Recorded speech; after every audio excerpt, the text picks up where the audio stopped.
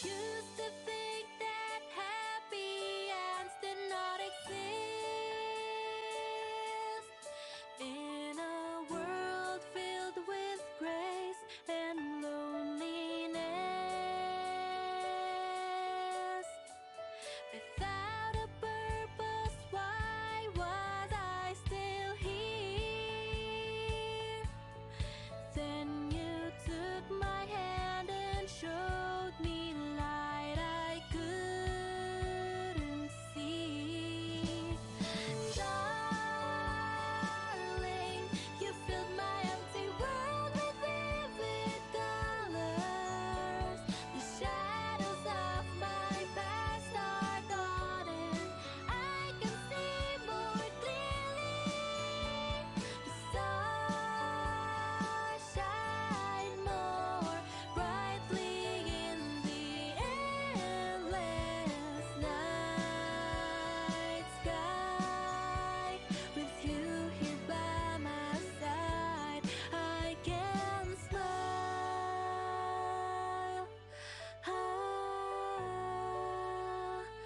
Stay with me forevermore.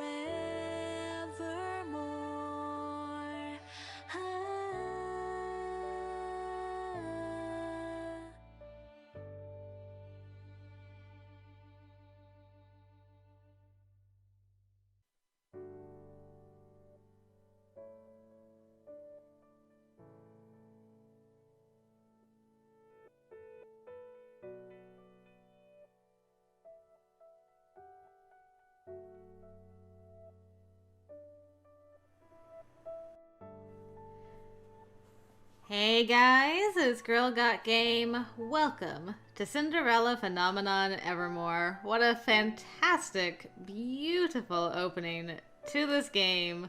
The long-awaited sequel fan disc to Cinderella Phenomenon, which I played quite a while ago now.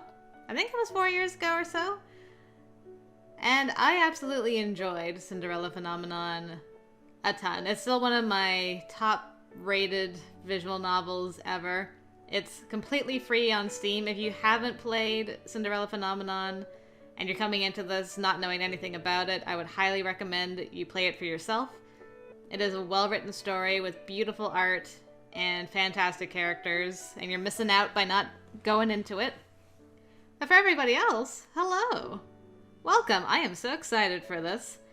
So, having played Cinderella Phenomenon, I actually watched through my old Let's Play to remind myself of voices and so forth, and what was going on in each boy's roots, because if you remember, the story can change drastically depending on which boy you went for.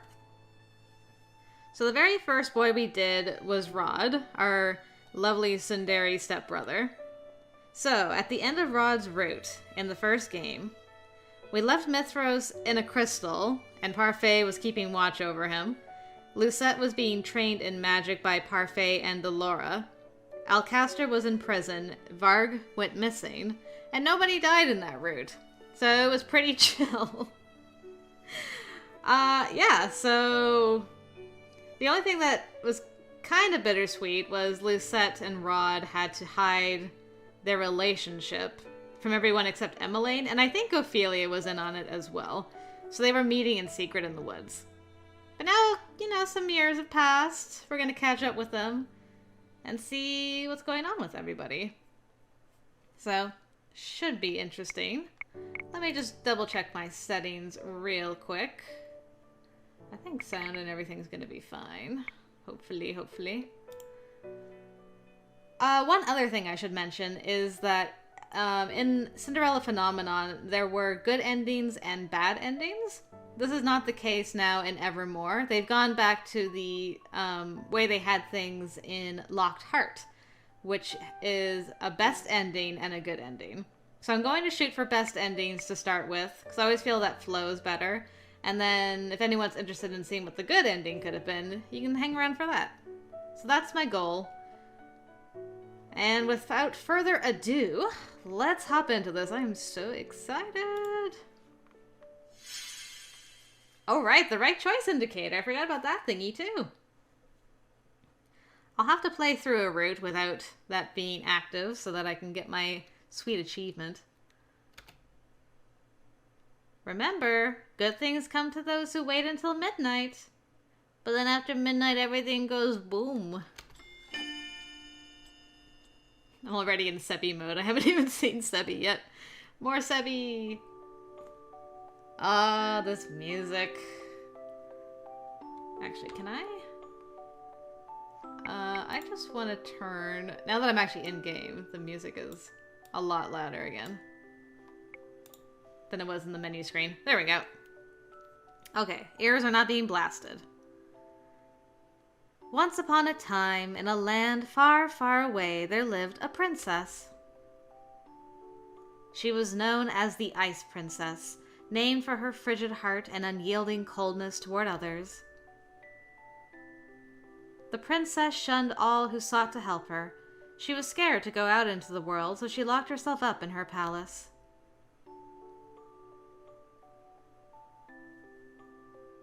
Then, one day, the Ice Princess became the victim of the infamous Fairytale Curse and was forced to go from riches to rags. As the princess struggled to come to terms with her new life, she met a very special man. The two endured much strife, helping each other overcome various ordeals. In the end, they emerged victorious. The special man thawed the princess's ice-cold heart and dried her dampened spirits.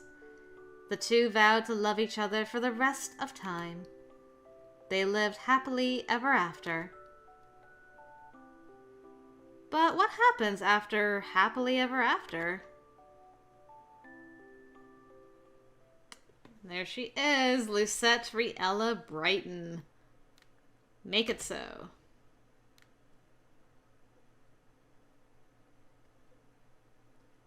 Choose your path. Excellent.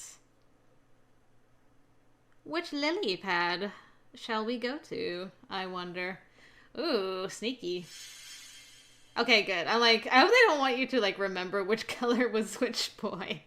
Purple was Rod. Red is Karma. Or Claude, as we came to know him. I know green is Waltz. I'm trying to remember now. I think Rumpel was pink, or Chevalier. Chevalier. And Varg Fritz. He's got a nice dual outfit, white and black, that I'm supremely digging. But we're starting with Rod, our sweet Tsundere. Let's go. The Wish, Chapter 1. Oh man, hearing these sounds again is so nostalgic. It's great. Parfait! Alright. Is this truly what you want, Prince Rod? Remember that a wish is different from a curse. Once it has been cast, it cannot be reversed. I'm sure. Rod starting off with a wish. Alright, Mr. Mermaid Man, what have you wished for? I have been pacing in front of the palace gates for what feels like an hour, unable to stand still because I am so agitated. Okay, so she's changed out of her princess outfit. Love the new hair.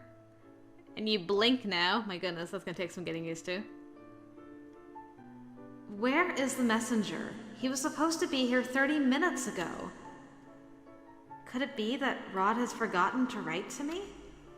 My heart drops. He would not forget. Right? It is as this depressing thought surfaces that the messenger approaches the gates. Good morning, Your Highness. I can't help the sigh that escapes my lips. You've arrived later than usual today. Do you have any letters for me? Indeed. The messenger rummages through his bag until he pulls out an envelope embellished with intricate golden swirls. He hands it to me with a flourish. I recognize the envelope's design immediately. Rod always uses the same stationery. I also have one letter for His Majesty and another for Princess Emmeline. I can deliver them. But, Your Highness, it is my job. I insist. Shall I make it in order? Baffled, the messenger hands the letters to me. Thank you. No, I should be the one thanking you. Have a pleasant day. I turn toward the palace as the messenger departs. Emmeline is in the middle of a lesson, so I shall deliver her letter to her afterwards, but father should be unoccupied.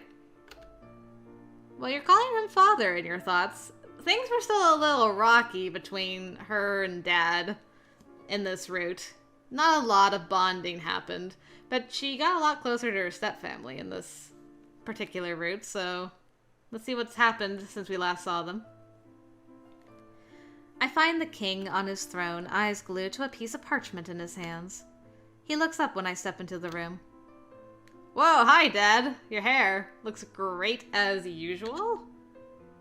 Looking very regal. Good morning, Lucette. Good morning, Father. Father. I only started calling him that about a year ago, when the two of us first began trying to mend our relationship. It was awkward at first, but even slow progress is a step forward. I have a letter for you. Father raises an eyebrow and glances at the envelope in my hand. Is there a reason you are delivering this letter? I was already waiting for the messenger. Ah, this is the first letter you've received all week, isn't it? Now I understand your enthusiasm. I turn away, inwardly cursing the heat in my cheeks. Does Dad know now? Ah, to be young and in love. Apparently Dad knows now. Or at least knows we have a suitor. He accepts the letter from me and pries open the seal. If you do not need me for anything, then... You are excused, Lucette. I curtsy before heading toward the doors. Behind me, I can hear the king chuckling. I turn, curious, and am surprised to see him grinning. I wonder what Rod wrote to him. I cannot help but wonder as I exit the throne room. Our old room with all our princess dolls. Look at them, we got Cinderella and Belle and Tiana. So nice to see. I like that it's been a while, but she still keeps her dolls. That's good. I'm glad about that. In my room, I perch myself on the edge of my bed and undo the seal on the envelope. The parchment smells so much like Rod's perfume, it makes my heart sink. I miss him so much. I unfold the paper and start reading. Lucette, I apologize for my belated response. I've been so busy with preparations for the Queen's birthday that I've barely had a moment to myself these past few weeks. I told you before how ridiculously grand the parties in Brigantia are, right? You know I don't enjoy that kind of decadence, so you can imagine how uncomfortable I was being forced to socialize with Brigantian royals for an entire evening. It was a nightmare. I cannot help but smile as I imagine the scowl Rod must have been wearing that night. But I'm happy to say my hard work has paid off. The Queen was delighted with my dance choreography. I am not surprised by the Queen's praise. I know how skilled a dancer Rod is. You two were quite the dancing pair. I set the letter down on my lap with a sigh. Unbidden, I find my mind wandering back to the day Rod was whisked away to Brigantia. It was shortly after Parfait granted Rod's wish. Claude offered him a position as Brigantia's royal dance instructor, and Rod immediately took him up on the offer. Interesting. He insisted that if he wanted to prove himself worthy of my hand, he needed to recraft his reputation from the ground up. Interesting. Unnecessary, but interesting. I insist that such a thing was unnecessary, but Rod was unwilling to compromise. I turned back to the letter with a sigh. I hope all is well in the palace, and that Em isn't causing you too much trouble. I miss you, Lucette, and can't wait to see you again. I promise to write again soon. I love you. P.S. Sebi says he misses you too. Sebi! Aw, Sebi! He saw Sebi. This pleases me greatly. The letter ends there, and it is a good thing, for my vision has started to blur with tears. I wipe them away with the back of my hand. Aw, she's so sensitive now. He did not even bother to say when he plans on next visiting.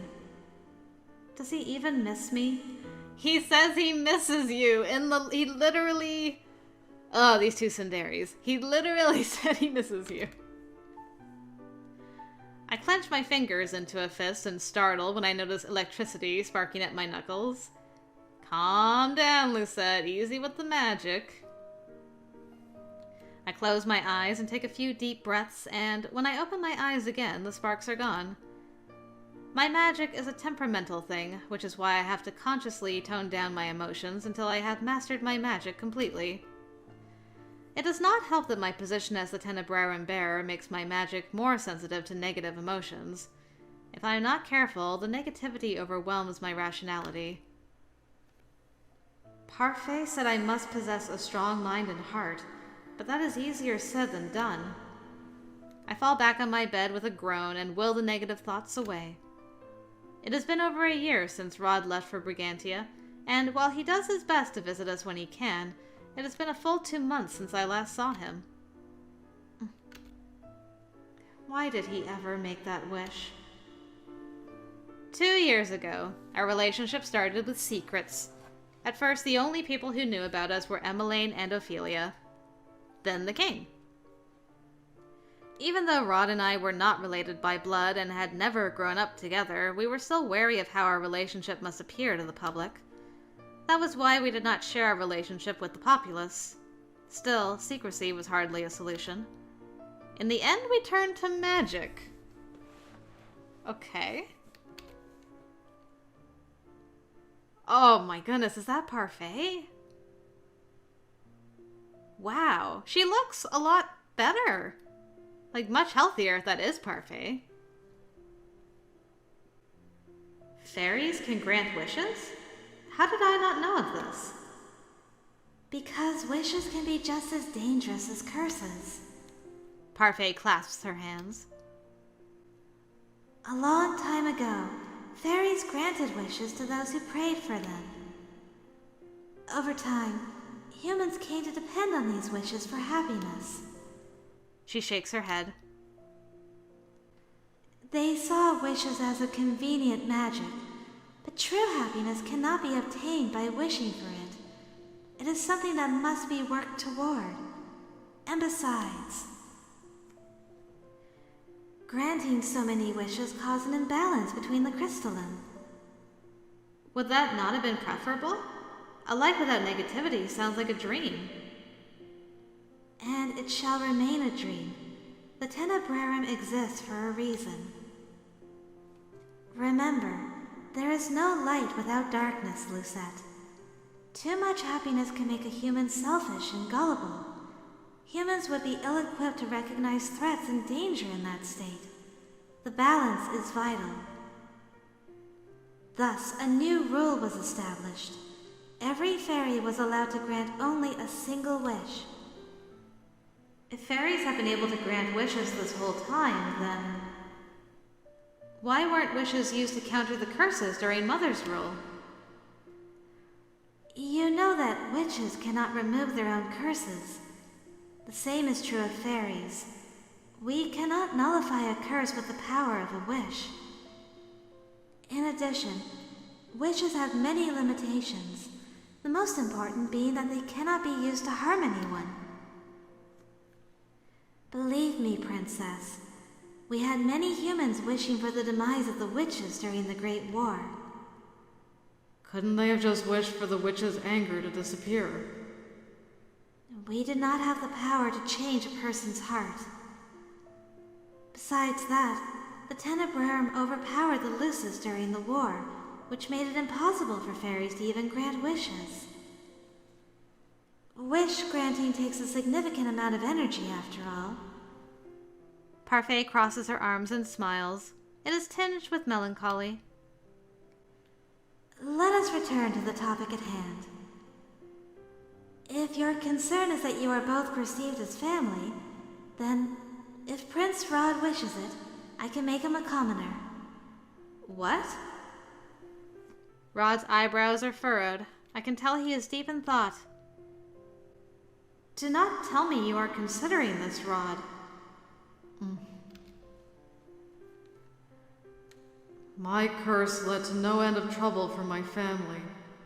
I blame myself for the sudden and difficult lifestyle changes we all had to undergo. But now, after all this time, they've become accustomed to living as royals. I can't just take that away from them. I won't uproot their lives like that again. Not again. Then we can find another way, one that does not require such sacrifices. Rod remains silent. Rod? I'm sorry, Lucette. That's when I found out that Parfait had already spoken to Rod about wishes earlier. He had even consulted Ophelia and Emmeline before asking me to accompany him to the tavern that day. Getting Rod love in my heart all over again. Such a noble boy. And so he made his wish. This time he wished to become a commoner rather than a prince. However, unlike the curse, his wish did not affect Ophelia and Emmeline. I mean, it does to a degree. Because... how does that work? I wonder how the magic works. Does the magic make commoners forget that he's related to them even?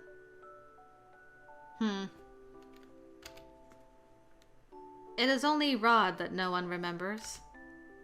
Even now, I am saddened by the fact that he made that decision without considering my feelings.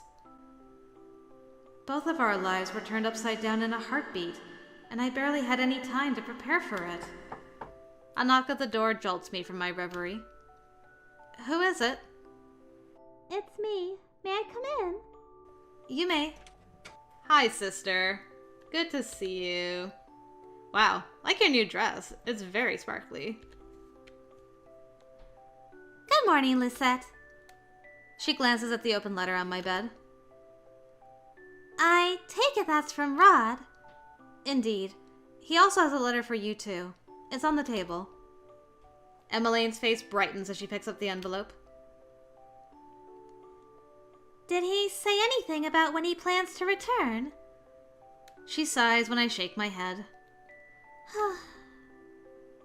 He's as tight-lipped as always.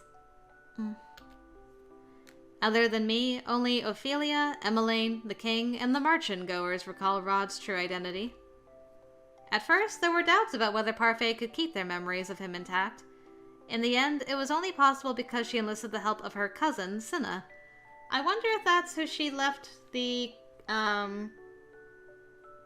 what's her crystal again?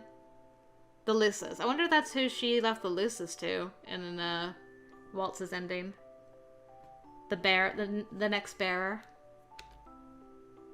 Cinna, who is set to become the next Lucis bearer, had enough power to fine-tune the parameters of Rod's wish. I hope we get to meet Cinna. That single caveat was Rod's only requirement. Being so close to his own family, he refused to make his wish without knowing for certain they would remember him. I can only imagine how difficult this distance is for you and Ophelia. Emmeline shakes her head. We miss him, but we also know he's doing something he wants to do. Emmeline plops down on the bed beside me. What he is doing is unnecessary. Rod says that what he is doing is for the both of us, yet he made the decision to go to Brigantia on his own. Emmeline gives my hand a gentle squeeze. You know he only went because he felt he needed to prove himself worthy of your hand. Why does that even matter? Ophelia was a baker when Father married her. Rod loves you, Lucette. That was apparent to all of us. It's why we decided to support his decision. We want you both to be happy. Emmeline pats me on the shoulder, then rises from the bed with a smile. Look at the time. I only meant to come in and check on you, but I've taken up so much of your time. I'll show myself out now. I don't want you to be late for your magic lessons. Thank you, Emmeline. Of course. I'm always happy to help. Emmeline gives me a quick hug before leaving. Oh, the sister love. I'm here for it. I returned my attention to Rod's letter. I should probably write back, but I am still irritated he did not provide a date for his next visit. How long does he plan on keeping us waiting? Ooh, first choice. Alright, I'm saving because I need to remember about this boy. Okay, I gotta learn how to do this. That's nice that it shows you. A little screenshot. Lovely. At least I have my right choice indicator for my first time through. Alright, dealing with two Cinderies.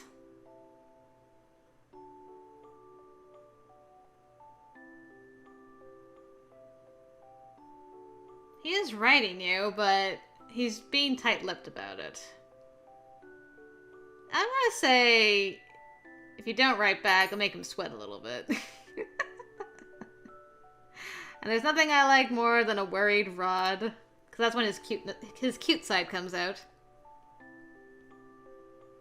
Also, very good point, Lucette, about this next inner thought. I do not think writing him right now would be wise, especially when I am likely to write something I may regret.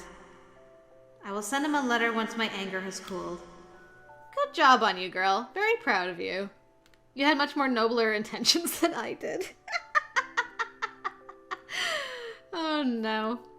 I glance at the clock, realizing it is almost time for my magic lessons with Waltz. Oh no, Waltz the Big is teaching me magic? Parfait and Delora, I thought you were teaching this girl. You're gonna get me all worked up about Waltz. I'm not ready.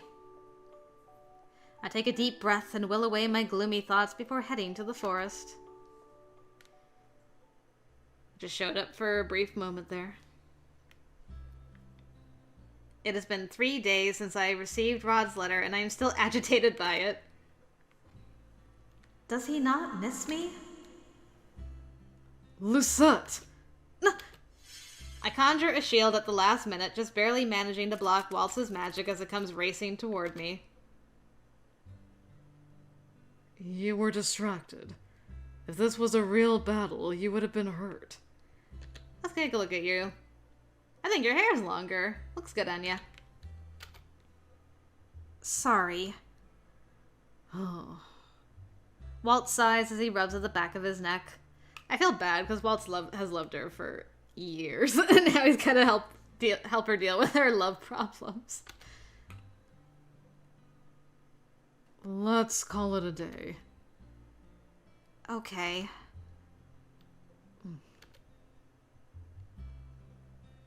If you don't mind my asking, is this about Rod? No. Liar. Waltz just smiles at me innocently when I scowl at him.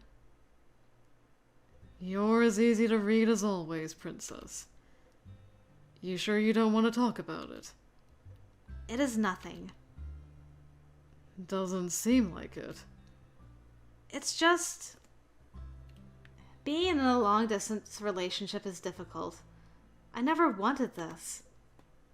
A dent appears between Waltz's eyebrows. I cut him off before he can respond. Forget I said anything. I apologize for wasting your time today. I will do better next time. Waltz looks at me worriedly.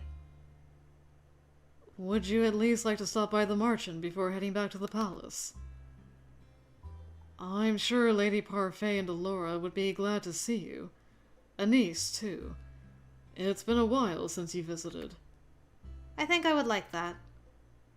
It will be a good distraction from my thoughts. Waltz and I walk back to the Marchen together. Thankfully, because he is a witch so well trusted by Father, there is no need for a knight escort today. Also, I am a powerful witch myself, Dad. The quiet companionship is nice. Waltz does not bother me as I mull over my thoughts. Anise! Yo, girl, you looking cute as always. Princess! Anise greets me first when I step into the Marchen. Hello, Anise. It's been a while. It's been weeks. She just, like, kind of squints at her. Please, make yourself at home while I prepare the merchant's special hot chocolate. I look through the doorway into the notably empty tavern area and raise an eyebrow.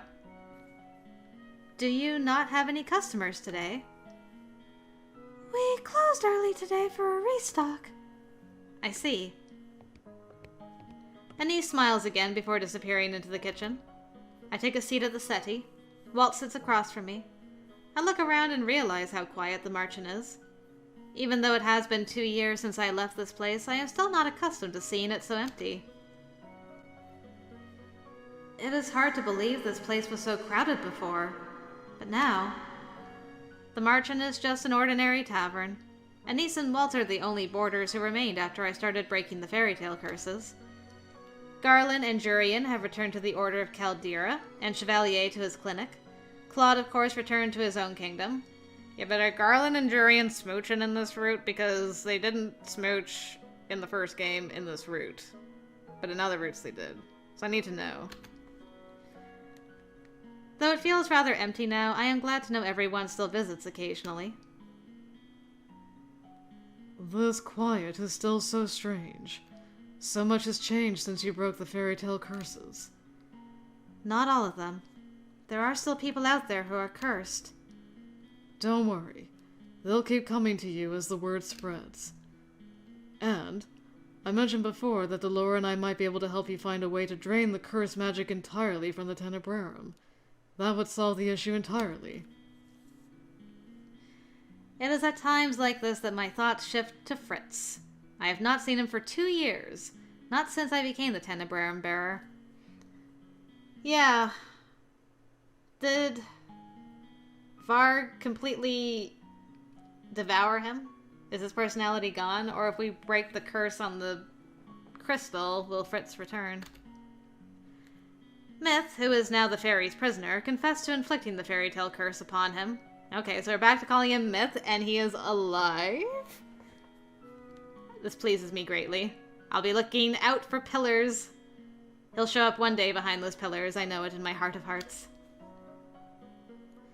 When we asked him for Fritz's location, he refused, claiming it was too late to reverse the curse.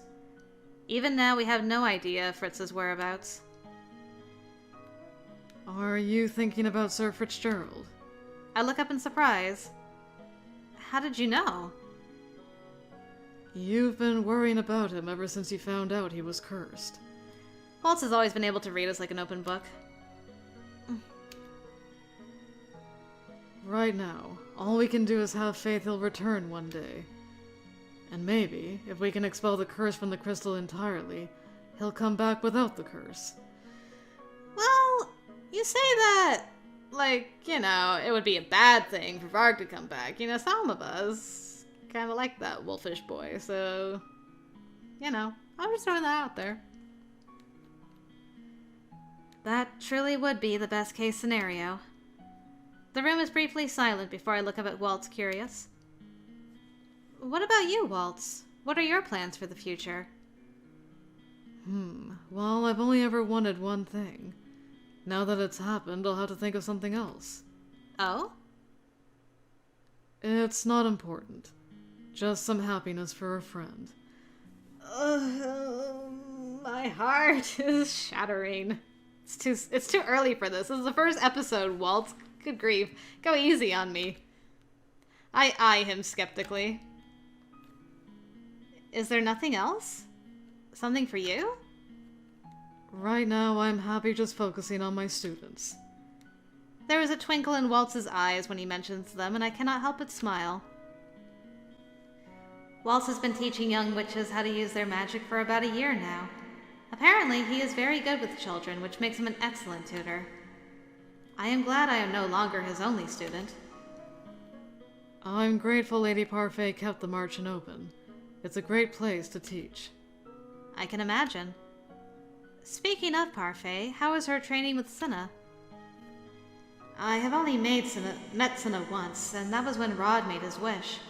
I do not know much about him, save for the fact he is Parfait's cousin and next in line to be the bearer of the crystalline luces. Oh, it's a he. I don't know why I assumed Cinna was a she. Okay. Interesting.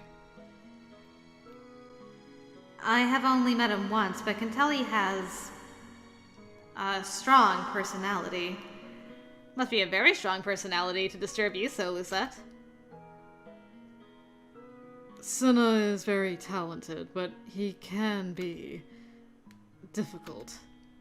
That sounds like him. Right. But if anyone can smooth down frayed edges, it's Parfait. Anise returns with 3 mugs of hot chocolate. We spend some time catching up. Later, after I have drained my mug, I excuse myself to head back to the palace. Unfortunately, because it is late, I do not have the chance to see either Parfait or Delora. Aw, that makes me sad. I was hoping to see Mommy Delora. But there is always next time.